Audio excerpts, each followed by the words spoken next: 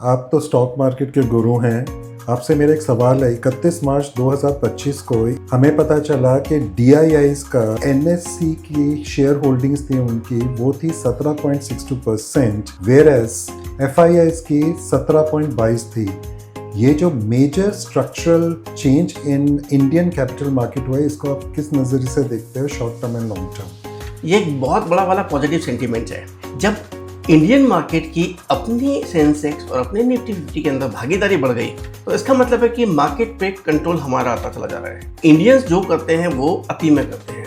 आज हम बाकी कंट्रीज को बीट कर रहे हैं in terms of everything. Technology हमारे पास हो सकता है ना हो, बट हमारे पास उसको रेप्लिकेट करने का दिमाग है, हमारे पास उसको बढ़ाने का दिमाग है। जो FIIs की जो होल्डिंग बढ़ी हुई होती थी, और वो कभी भी उन्होंने पंप एंड डंप वाले मेथड यूज़ किए कि जब भी प्राइस बढ़ गया डंप कर दिया, प्राइस डाउन हो गया, तो जो लोकल इन्वेस्टर मरता था उस पर एक बहुत बड़ा वाला चेक पॉइंट होगा।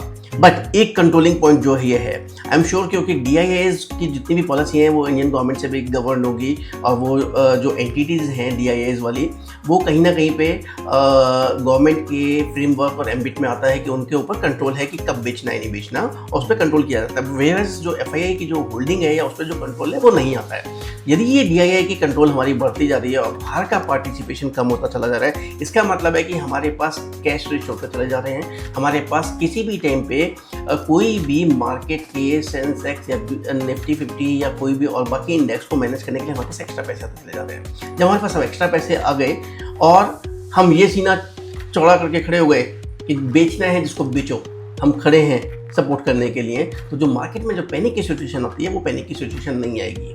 अगर वो सिचुएशन नहीं आई और हम कैश रिच हैं, तो हम एनी पॉइंट ऑफ टाइम किसी भी मार्केट के अप डाउन को बाहर के लोगों पे मैनेज करने के लिए, पंपिंग डंपिंग के लिए, और जो लोकल रिटेल इन्वेस्टर है उसके इंटरेस्ट को मैनेज करते हुए हम इजीली इस प्रॉब्लम से बाहर निकल सकते हैं, जो कुछ दिन पहले ब्लडबाथ देखा गया है।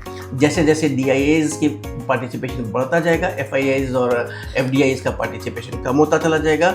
हम केवल इंडियन मार्केट ही नहीं, हम इंटरनेशनल स्टॉक मार्केट को रन करेंगे कुछ टाइम में, एंड ये ऐसा होगा which I can foresee and I can really visualise this is gonna be happening soon.